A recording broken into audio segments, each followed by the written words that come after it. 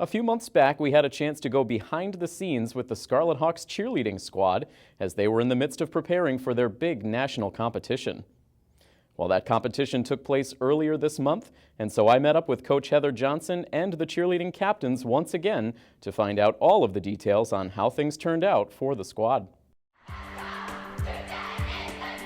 In 2013, the Milford High Cheerleaders earned their first national championship in school history.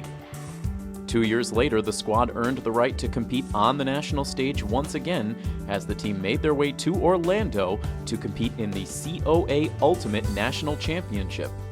We were there for 4 days, 4 or 5 days. 4 days. Yeah, we had a lot of time in between, and we got to do things on our own time, on our own terms, so it was never rushed. And definitely enjoy the sun. Oh yeah, the sun was out the entire time, so it was a little taste of summer. It's been amazing. The athletes get stronger and better every year. It's been an amazing experience.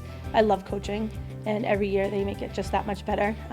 Our bonds get stronger every year. We spend a lot of time together, from in season to out of season, and it's an amazing experience overall. The competition took place over a 2-day span. When the girls performed their routine on day one, they were presented with a situation that would have devastated most teams. One of our girls had a knee injury day one, so we were about halfway through our routine when she had the injury, so we had to stop, and then we kind of had to regroup, and we were able to do it again without her on day one again. So unfortunately, her knee is injured, but she was able on day two to go out and do 2 parts of the routine and to squat in the back, so she really helped us out a lot, being able to finish on day 2. So many people came up to me and they could not believe that we were able to go out there day 2 and do what we did after having such an injury on day 1. And that's a testament to how hard they worked, what athletes they are, how mature they are, and how much they wanted it. After battling through adversity on day 1, it all came down to that final day of competition. Milford was the last team to perform, which gave them a lot of time backstage to think before taking the floor. Oh, you're nervous, like we're shaking, yeah. we're like, yeah, we're getting ready to go. We have our music warm-up, our music ritual. We all amped, we're like, let's just go, it's time to go. And we're the last team to warm up, so we get to watch our competition to warm up, and then it was our turn to go, and I'm pretty sure both days we had a flawless warm-up.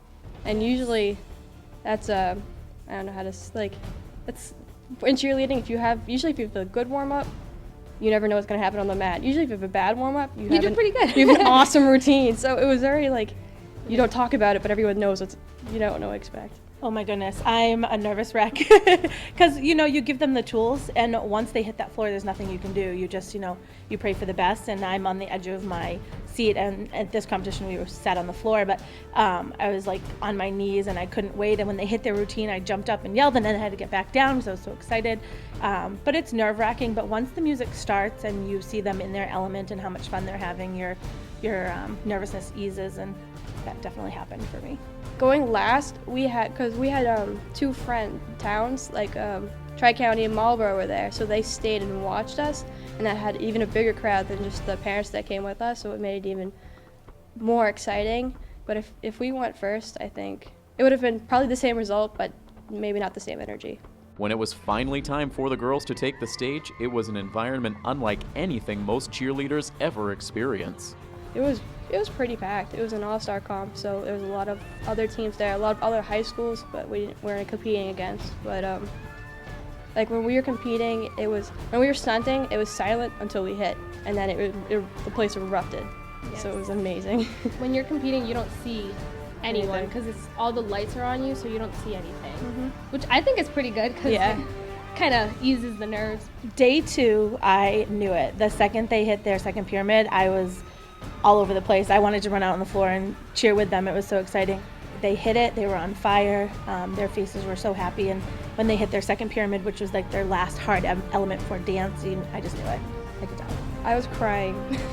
I almost collapsed. Yeah, we were crying. I gotta say, after we hit second pyramid, I just started crying, and that was amazing. And I had to compose myself because we still had the dance. You have to finish. We have to finish. But as soon as I finished, I almost collapsed. Also because it was the last time we performed as a team. It's our senior year, so it's not we're gonna see everyone and compete with them again. again. Right. Like we kept saying, like, this is the last time we're going to be all together on the same team. After closing out the competition on day 2, the squad had to wait as the judges tabulated the final results. It was the longest I time think it was of like my an life. hour. We're like, oh my god, we just want the results. And we were the end of the program too, and they just waited until the wait 2 awards actually happening was forever. The way it has happened, we're like, we deserve it, we should get it, and you just pray and hope for the best, and the judges feel the same. We kept it positive the entire time. You just hope the judges see it too. As the results were finally presented, the Scarlet Hawks cheerleaders found out their sister squads from Marlboro and Tri-County earned 2nd and 3rd place respectively. And then, with a final score of 93.24 out of a possible 95 points, the Milford High School cheerleading squad was awarded their 2nd national championship in 3 years. Well, I was excited for them. I had some tears in my eyes because I knew how hard they worked and they really wanted it. And going out there that second day really proved. I'm going to cry now. It's totally fine. They really worked hard, and they just did a great job. I was so excited. And the parents that were there to support them and everyone was just amazing. And they wanted nothing more for them to come back with that title and to show everyone how hard they've really worked. It means to me my goal, I guess, for being on this team. And I mean, coming onto this team, I just wanted to be a varsity cheerleader. It was never to get the titles. Well, I mean, that's just a plus, but like you go for the titles, but winning wasn't everything. So I'm happy that I was able to leave this for everybody else. And that is an example, even though, like, leaving an example of what to be and to what to strive for. Victoria and Carla leave the Milford squad after serving as vital components of both national championship teams. Their coach knows it won't be easy to replace all they've brought to the squad. They've both grown incredibly as not only cheerleaders but as people. It's amazing to see how much they've matured over the couple years to being great leaders, being able to handle the hard stuff and the easy stuff, and taking it with stride. And they're awesome. I love them. I'm gonna miss them. You know, it's hard. You work with kids for 4 years. They become part of yourself, and I love them. They're great people.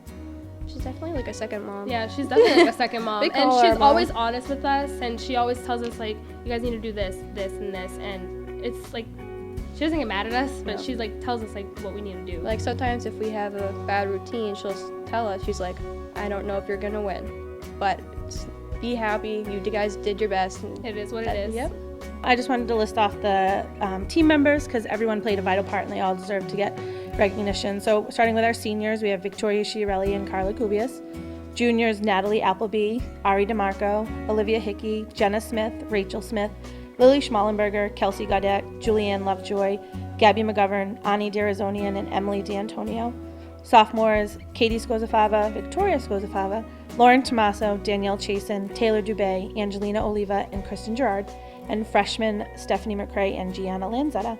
But I also wanted to thank the parents that came as chaperones too. Annie Chiarelli, who came as our chaperone and nurse, Monique Gaudette, and Gina Tommaso that came down as chaperones, and Amanda Chasen to support me. So, thank you.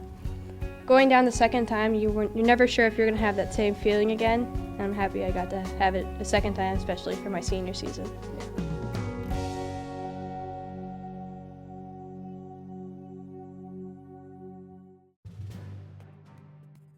Hey everybody, this is Tim Coette. Make sure you check out full episodes of The Milford Informer on Milford TV. New episodes air every Friday night at 7:30 p.m. and then re-air frequently over the course of the weekend.